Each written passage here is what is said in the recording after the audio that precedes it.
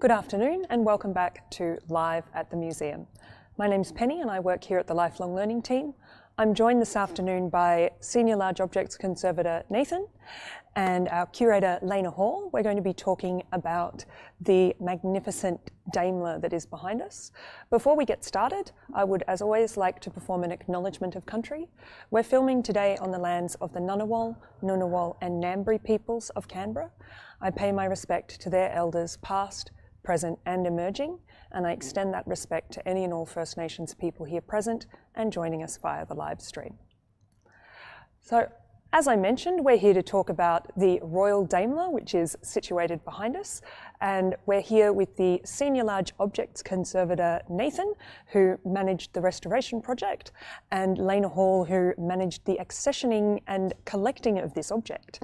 I might get them to talk a little bit about themselves beforehand. I'm going to throw to Nathan to start with. Hello, my name is Nathan Farrow, and I'm the Senior Large Technology Conservator here at the National Museum. I like to focus on objects and technical objects, and that's why I've been brought into this project with the Daimler. Lovely. And Lena? Hi everyone, my name's Lena Hall and I'm a curator here at the museum. Working on the Daimler project is one of many projects that I work on here at the museum, researching objects, social history and their significance at particular moments in time. Nathan and Lena were lovely enough to talk to us about the Daimler in some detail a little earlier in the week. So we're going to roll that footage in a moment. If you have any questions, please do enter them straight away because we'd love to be able to get to as many as possible. We'll be right back.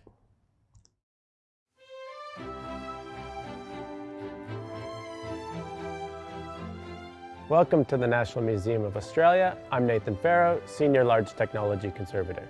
Today I'm sitting in front of a 1948 Daimler DE36 that was used in a royal tour of Queen Elizabeth II in 1954.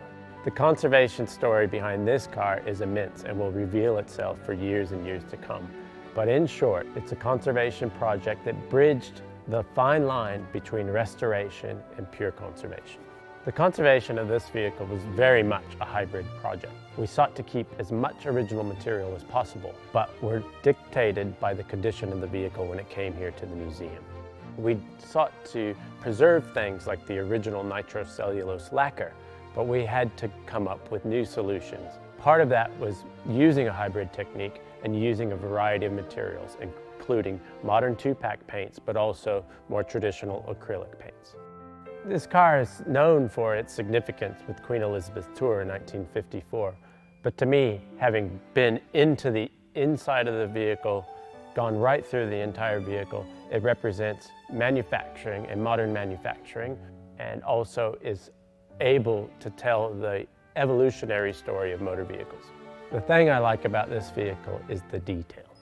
Whether it's the story of Queen Elizabeth's tour from 1954, in which 80% of the Australian public saw her, or whether it's the story of British manufacturing and how it relates to Australia. We know that, for example, the heater was made at the Titanic Works, and we know about the different companies that were involved in order to put such a fine automobile together. A lot of people ask how long this project took.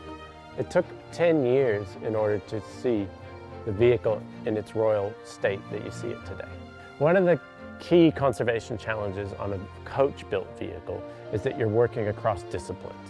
A vehicle of this era requires expert furniture makers, for example, people that are across timber, but we also need experts in coach building and bodybuilding and paint and engineers and people that make crankshafts and people that bezel mirrors, and a lot of skills are required, and a lot of these skills aren't readily available today. So the museum sought to find the people that had those skills and help collaborate to complete this project. Hi and welcome to the National Museum of Australia. My name is Lena Hall and I'm a curator here. My role as a curator at the National Museum sees me researching all manner of things, lots and lots of different topics, and then using objects to tell those stories for our audiences, both at the museum and online as well. What I find really fascinating about the museum's car collection is its diversity and the way that we can use the cars to tell a huge range of stories. They could be stories of innovation, of adventure, of leisure, of marketing. It's almost endless, and that is really fabulous. In relation to the 1954 Royal Tour, which the first time that a reigning monarch had visited Australia, and that was Queen Elizabeth II. And it was an incredible moment in British-Australian relations. The other part about this car that I love is the fact that it's been a massive project for the museum and has given me an opportunity to problem solve and to really get creative about how we use this object to tell a story. Thanks for watching. I hope this vehicle really brings out your curiosities. Please visit our website, National Museum of Australia, at nma.gov.au. Thank you both so much for those insights into this fantastic vehicle. Before we get to the audience questions, I have a couple of questions of my own, and I might throw this one, at least initially, to Lena. As an object, what does the Daimler represent to you? Thanks so much, Penny. I think for me, this object represents an opportunity to look at post-war British-Australian relations. The 1954 Royal Tour was a really, really important moment in sort of a strengthening and re-establishing of the commitment to the monarchy. The fact that over 75% of the population turned out to see the Queen when she was here in Australia is just fascinating, and that car behind us provides a beautiful opportunity to tell that story. I imagine that you have a different view on it, Nathan? For me, the vehicle really embodies human endeavor and also the evolution of the motor vehicle post-war, the different industries, the planning that went into the tour itself, and really seeing that collective human endeavor is quite amazing. So what are the different roles in a project like this that a conservator and a curator would take on? I might start with you, Nathan, if that's okay. Yes, so as a conservator, my role focuses on the object itself, coming up with a plan to create functionality, to make sure that it's preserved, but also really focusing on technical advice and coming up with treatments to figure out how best to treat a vehicle like this. Yeah. And Lena, what would be your role on a project like this? So as a curator, as I said before, I'm kind of looking at the big picture, the stories that the object can tell, and what part of the story that we as a museum want to really focus in on. And I think a key thing to remember in a project like this, which is a huge project from start to finish, is that it's all about collaboration. Not just between curators and conservators and registrars within the museum with different skills, but also with stakeholders around the world as well, to be able to bring this object to the look and feel that we want as a museum. Would this be part of that hybrid approach that you mentioned in the video, Nathan, or is that a more specific idea? The hybrid approach that we implemented on this vehicle really demonstrates itself well with the doors on the vehicle. But what we're talking about when we talk about a hybrid approach is fusing a traditional skill or a traditional restoration method, but implementing modern technologies as well. One great example of that is our 3D printing and our 3D printed components. When there's a component that was hard to get or hard to source, for instance, we had some little switch isolators that we weren't readily available and couldn't easily obtain.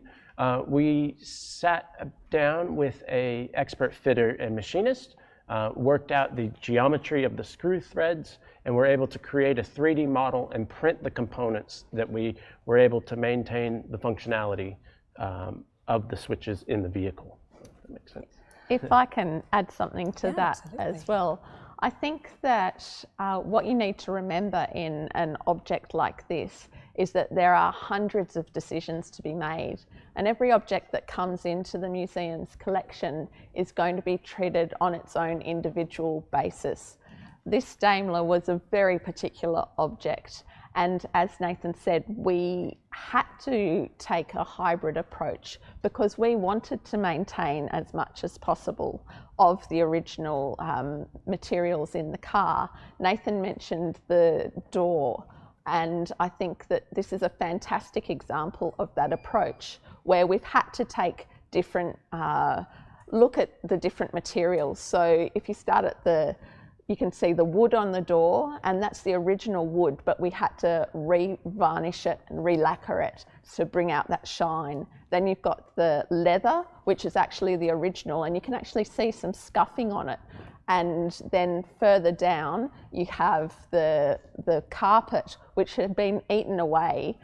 But what we did was we sourced new material that was completely sympathetic to what was there originally. And I think, as Nathan said, it's about taking different approaches, maintaining and preserving what we can, but then looking at opportunities to really enliven the vehicle and tell that story of it being the Queen's royal car. Yes. Can I just add to that? Our role as conservator and curator was not to create a pristine example of a Daimler DE36, but merely represent it as a vehicle significant of its involvement in the Royal Tour in 1954. Unfortunately, the condition when the vehicle came into us was not representative of that. So we've sought to correct that by using this hybrid approach. Yeah.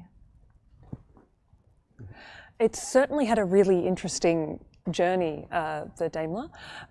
When we were talking a little bit earlier, you mentioned sourcing the leather for the landaulet. Now that involved quite a chunk of research, I imagine. Yes, that one was one of the easier ones because as we took apart the landaulet top, we found the original maker's marks from Connolly Leather in the UK.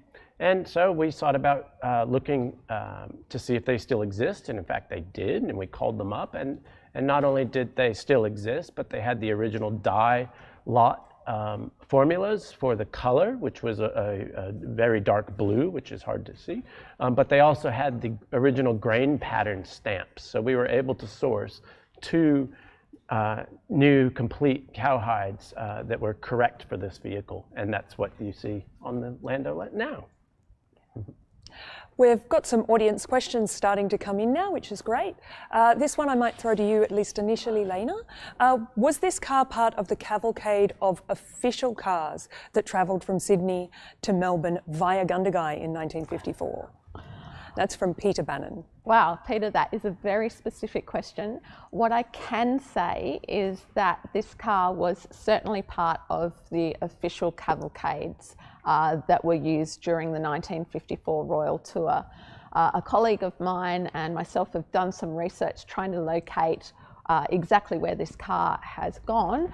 We haven't been able to develop the itinerary completely, so I can't answer that specifically. We know that the car was used in Newcastle, for example, and we know that this particular landaulet, which is where the back half, the hood, can come down so that the Queen is actually able to be viewed more easily by the audience, was used often to take the Queen to official ceremonies in the evening, and also to tour through regional towns. And I think it's important to remember as well that this is only one of the vehicles that was used, as you mentioned, in the cavalcade. In total, for the whole Royal Tour, which went over 2 months, there was actually about 55 British Australian cars used, and which were shipped around to different places as well. So, but it was certainly part of that official cavalcade. We've got a question from Neil who says, my uncle William Stiggins was one of the drivers in 1954. Well, that's always really lovely to hear that. We are a story museum. We love to hear your stories. He would like to know how many drivers were there. Lena? This one is a very tricky question to answer. Yeah. We certainly have records, and we certainly have been going through them. My understanding is there was drivers, there was also backup drivers, and there was drivers for the 4 major Daimlers that were used by the royal family, but there was also 39 entourage vehicles that went along with the main cavalcade. So I probably don't have the exact answer on that for you, but we will try and research and see if we can get you an answer later on. From Margaret, what happened to the car after the tour? I might throw this one to you to start with, Lena. Yeah, sure. Great question, Margaret. And that is part of the car's full story as well. After the 1954 Royal Tour, the car was actually purchased by the South Australian governor of the time, and he used it for ceremonial purposes. But then by the 1960s, it was becoming, I suppose you could say, mechanically cumbersome in a sense, and it wasn't really living up to its role that it was needed.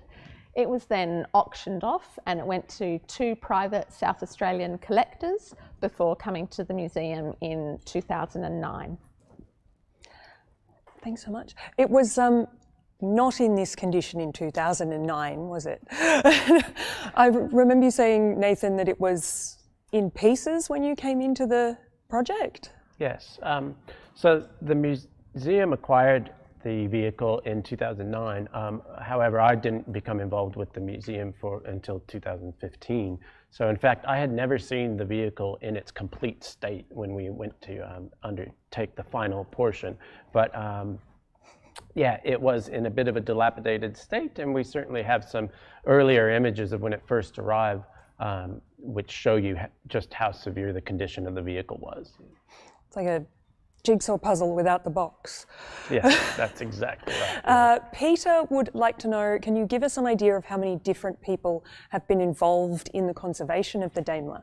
I'm going to throw that one to you, Nathan, at least initially. Yes. So while I'm one conservator here, and certainly I did a lot of the project management in the later stages of this, I worked with a team of automotive contractors, but then we also had to source other craftspeople, and various trades, everything from furniture makers, glass bezel makers, electronics specialists, painters, coach builders, rubber experts, and I would easily estimate it's well into a couple hundred. So not only for the actual people that did the conservation, but also the people that help us to source parts and components and actually sell us certain components that we may require, or yeah, a huge effort by a lot. And it was certainly international as well. We worked with other museums and other stakeholders around the globe. Who paid for the car originally? This is from Andrew. Was it federal government? How did it come to Australia? Oh. Lena. So that's a fascinating question and actually delves into kind of the prehistory of the car.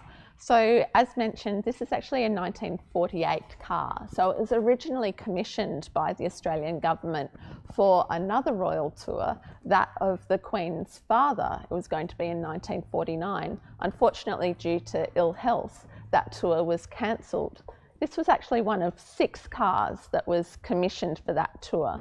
And when the tour was cancelled, it kind of threw plans into disarray. However, Daimler had already started on the construction, so the Australian government was committed to paying for them, so had to pay for them, and the government was able to sell 2 of the cars off to international bidders, but 4 of them were brought to Australia and became part of the government car pool.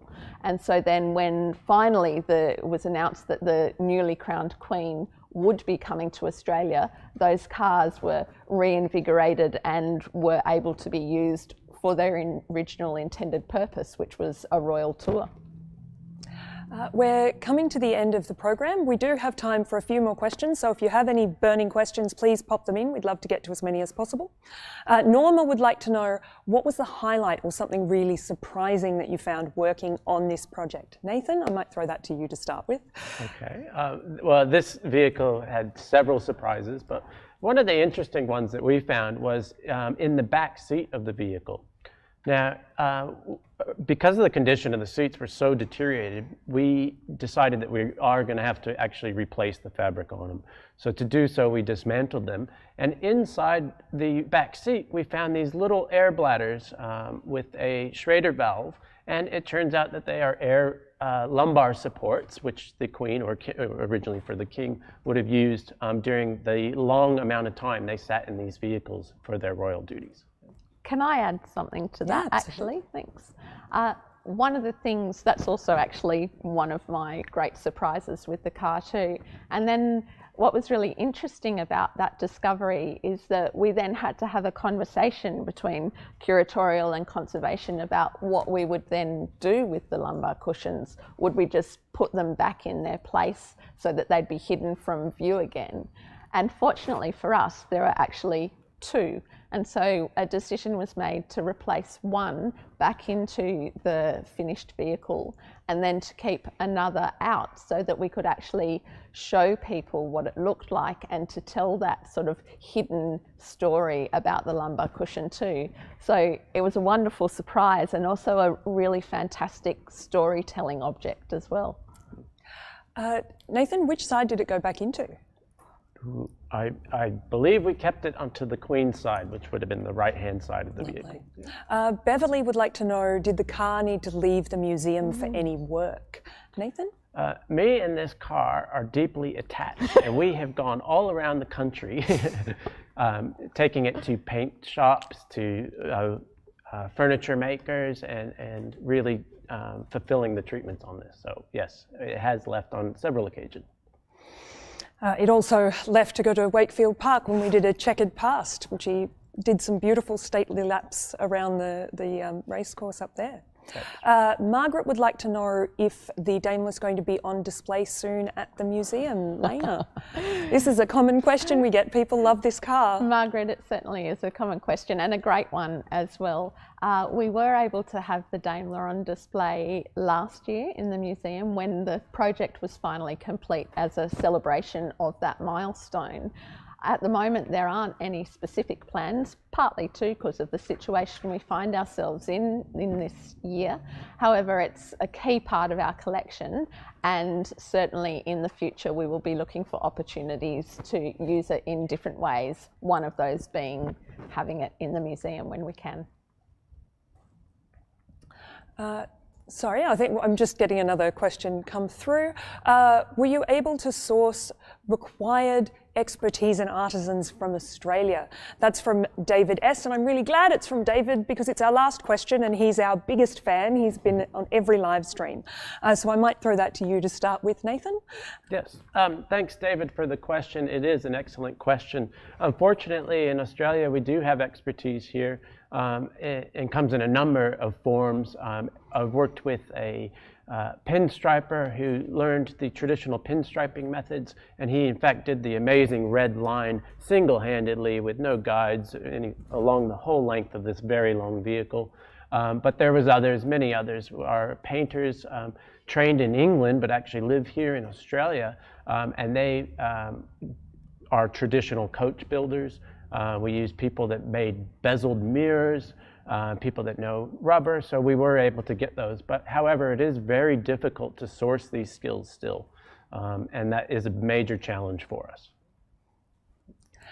Thank you both so much for joining me here for Live at the Museum today. As always, it's been a pleasure to have both of you and to talk about this beautiful vehicle.